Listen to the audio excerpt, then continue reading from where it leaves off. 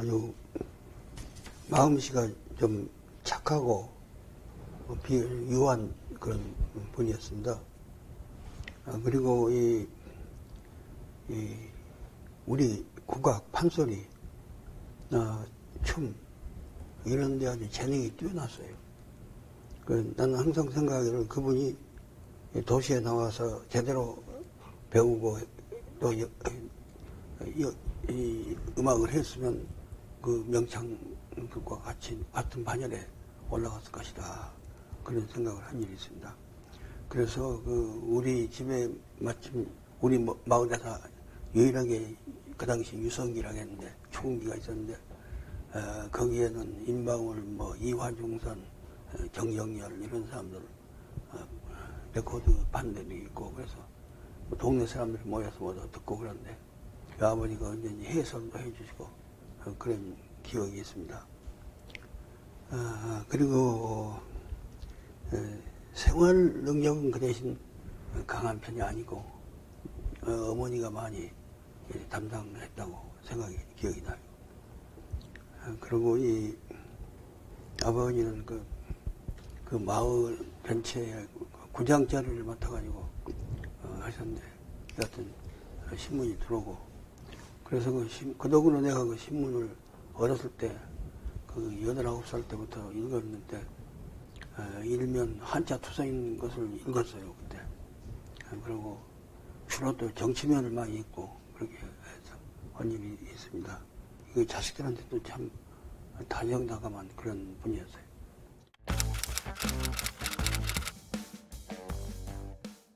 내가 날 때는 굉장히 난산을 했어요. 거의 진통을 하루 이상 했어요. 거기 시골은 산파도 없고 물론 병원 산부인과도 없고 죽든 살도 혼자 나야 하는데 아버지가 무슨 주의를 받쳐준다고 이제 그렇게 받쳤는데 하도 힘드니까 이웃에 바로 옆집 사는 사람 오라 해갖고 그렇게 해서 아주 난산을 했는데 내가 낳았을 때는 거의 사산이었어요. 사산이었는데 어머니가 그렇게 고통보고도 그 자식 욕심에 근데 부엌에 가서 무슨 불을 지피면서 발목 잡고 깎으려 하고 엉덩이 두들기면 살아난다고 숨을 쉬게 된다고 하라고 그랬대요. 여하튼 그렇게 해서 잘못하면 나는 이 세상에 없을 뻔했어요. 나한테 어떻게 고생을 하는지. 여하튼 자식 욕심이 아주 굉장히 강한 분이고 특히 나한테 대해서는 그래서요. 그래서 나를 서당에 보내고 그렇게 서당 얘기 나중에 나오겠지만 또 학교 보내고 한 것도 아버지한테 적극적으로 권해서 그렇게 했어요. 하고 목포로 나온 것은 결정적으로 어머니가 결정한 거예요. 그래서 아버지 보고 내가 잠자면서 들으니까 얘가 공부를 잘하는데 여기서 이대로 썩기는 아까우니까 그러니까 이 목포로 우리 나가자고 나가서 거기서 장사라도 해갖고 가르치자. 근데 그때 30년대에 시골이라는 것은 캄캄한 동인데 거기서 자기가 안정된 생활하고 있는 농업이라든가 여러 가지 자산 놔두고 그러고 목포로 나올 결심한다는 것은 그건 보통 결심이 아니었거든요. 어머님이 그렇게 해서 하니까 아버지가 또 동의를 하시고 그래갖고 결국 목포로 나왔는데 어머니 그런 결정 안 했으면 나는 오늘날 나는 없는 거죠. 그래서 그런 점 생각하면 항상 참 감탄스러워요. 어떻게 해서 그런 결정을 했고 정말 근데 사람이란 건 참 우연이란 게 많아요. 어머니가 그걸 안 했으면 나는 지금 시골에서 그대로 있는 거거든요. 그래서 별한 은혜를 느끼고 있죠. 음식 솜씨 좋았어요. 좋았고 지금도 생각난 것은 일제시대에 이제 식량이 부족해가지고 모두 굶주리고 그랬거든. 그런데 간혹 너희로 와 그러고 한쪽 구석방으로 데려가서 떡을 만들어지 떡을 해서 먹이고 그 자식들에 대한 그 애정이 그렇게 강했어요. 그래서 또 시골 부인이니까 음식 솜씨라겠죠. 한계가 있지만 여하튼 우리 동네 사람들도 시골서도 어른들도 그러고 김치도 우리 집 김치도 어떻게 그렇게 다르고 특히 우리 집에 이제 그 무 같은 거 동치미 있지, 동치미. 집이 어머니가 만든 동치미는 아주 저 먼데 사람도 좀 얻어먹으러 오고 있어요. 그래서 음식은 아주 잘하신 건 사실. 네.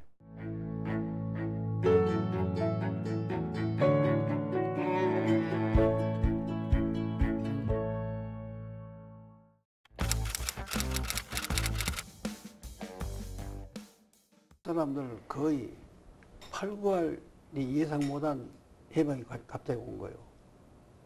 그렇게 처음에는 깜짝 놀랐지만 굉장히 모두 흥분하고 환영하고 모두 그야말로 좀 광란의 할 정도로 모두 했어요.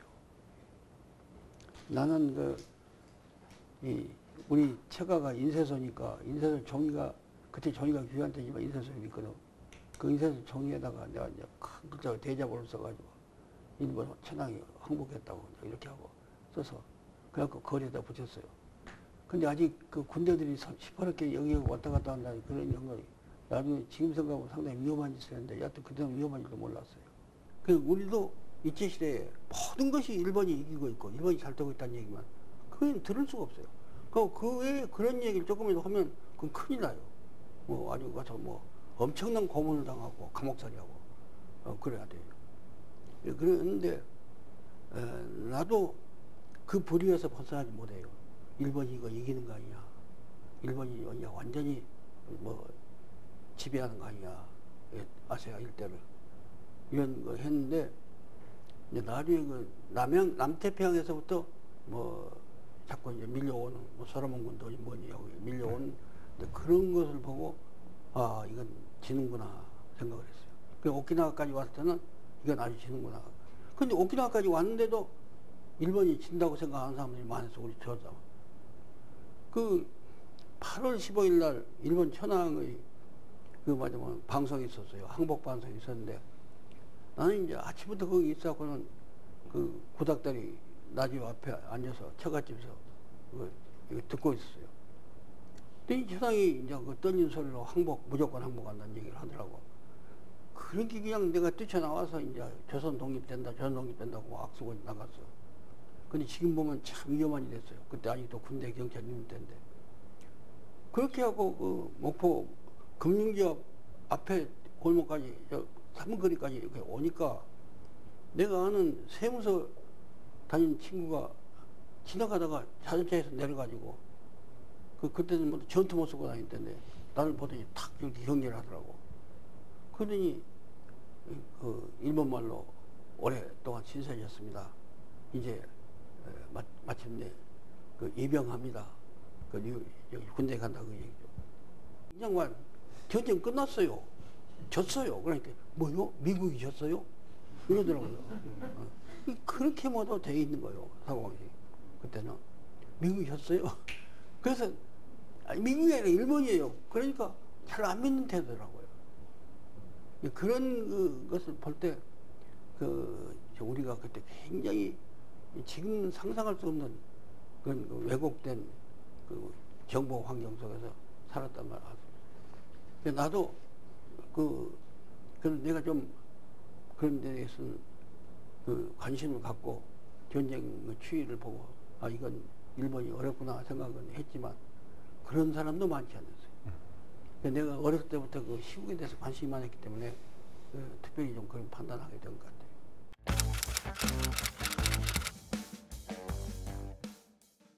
상업학교를 축소로 쓰고 있던 일본군하고 아직 철수 안 한 일본군하고 민간들하고 부딪히게 된 거예요.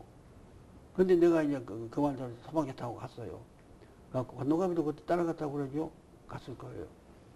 그래서 가서 하고는 군대들이 이제 스파는 때니까 이것도 자기들이 겁이 있으니까 아주 위험했어요. 그래서 내가 가서 군대 대장을 만났어요. 만나가지고 당신네 이제 전쟁은 끝난 거고 우리나라는 해방된 거 아니야. 그럼 이제 문제는 뭐냐? 당신들은 무사히 귀국하는 것이고 우리는 마지막에 여기서 이제 맡아가지고 우리가 이제 나라를 건국하는 것이다. 이제 당신네하고 우리하고 대립할 얘기가 아무것도 없는데 당신들이 하지 마라. 그러니까 아니 저 사람들이 우리를 위협하니까 우리가 이렇게 지금 말하자면 뭐 한 거다 하고 이제 변명을 하더라고요. 그래서 그 양쪽을 조정을 하고 해결했어요. 그땐 안 되면 위험한 거예요. 안 되면 위험한 건데 했어요.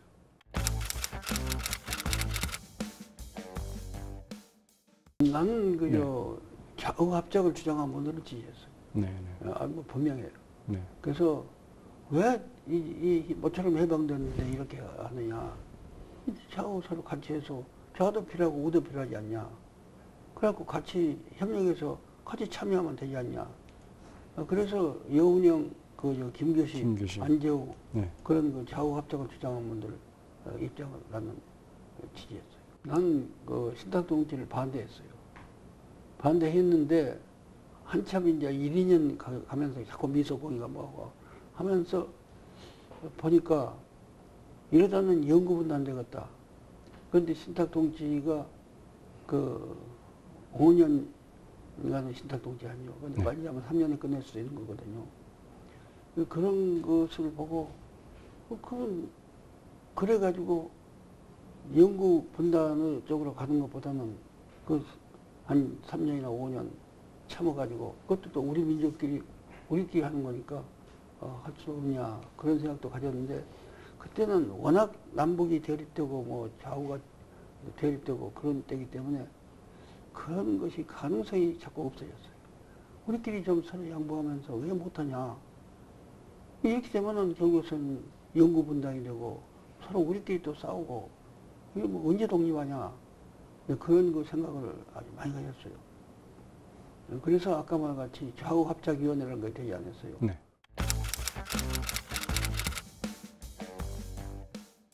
그때 제일 많은 소리가 이제 소련을 조국이라고 한다. 아까 말같이 저번 말같이 붉은 깃발을 우리 깃발이라고 한다. 이렇게 말하자면 완전히 소련을 우상숭배한다 그런 얘기가 많았거든요. 그래서 나는 설마 그렇게 했어요. 그래서 그 사람들하고 얘기할 때 무슨 얘기 하다가 난 그 사람들도 그걸 나오는데 공감할 줄 알고 어떤 놈인지 말이에요. 그 소련을 조국이라고 한다든가 붉은 깃발 우리 깃발 한다면 칼로 배때기를 찔러본다고 또 나답지 않게 그런 과격한 소리를 했어요. 근데 그때 하고 나니까 이제 막 나를 비난하고 욕하기 시작하더라고요. 공산당들이. 그래서 그때서 이게 진짜라구나 생각이. 그러니까 내가 또 거기 더 있을 필요가 없다 그러죠. 그때는 어림도 완전히 소련이 완전히 아주 우상이 스타링이 그냥 우리의 큰 신이고 그런 태도를 취하더라고. 그러니까 그때 그 민족적 양심 인상을 할 수가 없어요. 그런데 또 이쪽은 보면 이 친일파들이 나와서 덜치고 하니까 또 그것도 기가 막히고 말이에요. 그래서 우리가 그 젊은 사람 불러서 굉장한 좌절감을 하겠어요.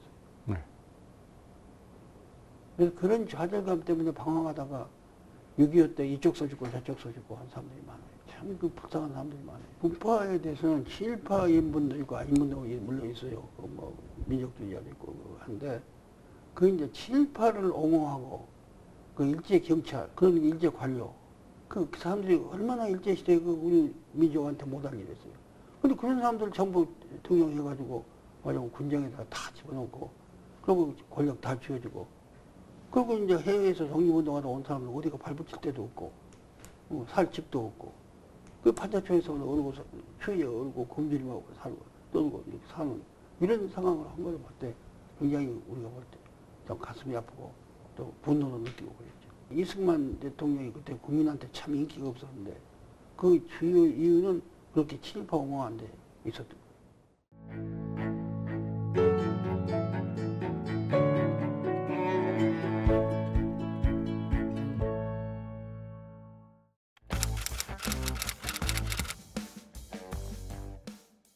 일제시대에 군대를 가게 돼서 대기하고 있는 동안에 놀고 있을 수 없고 또 먹고 살아야 하니까 전남기선이라는 데를 취직을 했거든요. 일본 사람들이 가지고 있는.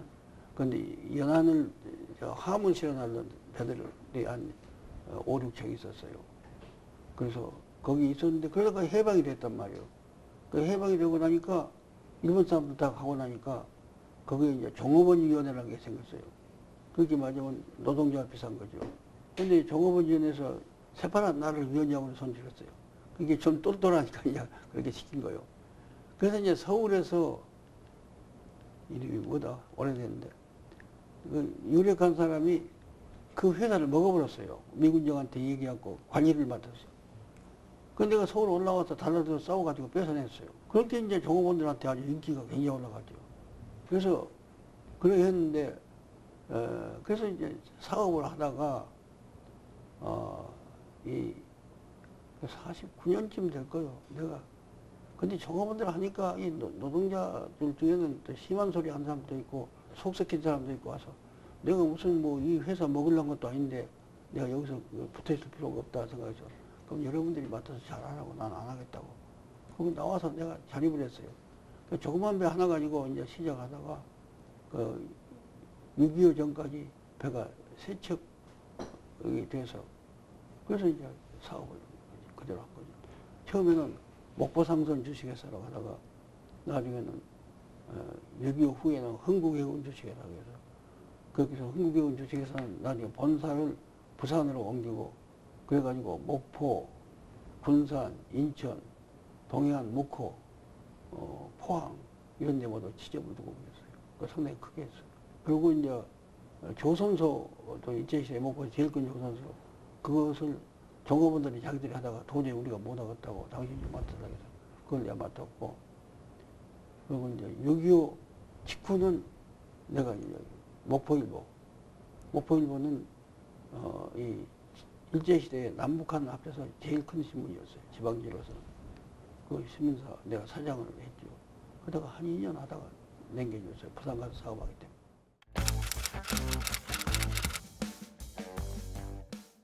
세 가지인데 하나는 경제의 전체의 흐름을 판단해서 거기에 적응해 나가는 것이고 하나는 모험을 하되 적당히 하는 거. 그래서 너무 무리한 모험은 하지 하지만 또 적당한 모험은 해야 한다. 그런 생각. 그리고 셋째는 종업원들하고 관계가 좋아야 한다. 그래서 아주 종업원들하고 관계가 좋았어요. 그 6.25 때 우리 집 뺏기고 말하자면 그 집사람이 방공해서 애 낳고 그랬는데 어머니하고 옥상을 데려다가 준 것이 이 말하자면 우리 배 선장집이었어요. 그런데 지금 말하면 보통으로 생각하지만 그때는 노동자가 이제 사업주한테는 적으로 생각할 때거든요. 만약 사업주를 비호하면 더구나 나는 바로 반동으로 잡혀갔으니까 반동 문제를 여기 가지고 갔으면 그 사람도 반동이고 위험하거든요. 근데 해결했더라고요. 그리고 나중에 얘기하지만 종업원들이 내가 잡혀가니까요 전부 진정서를 써가지고 그래가지고 갖다 냈어요. 이 양반은 우리한테 그렇게 잘하는 사람이니까 그렇게 보통 기업주같이 착취한 그런 나쁜 악덕 기업주가 아니라고 그래서 갖다 냈어요. 그래서 그 6.25 때 그렇게 한 것을 내가 참 자랑으로 생각해요. 속으로. 참 기쁨으로 생각하고 그렇게 했어요.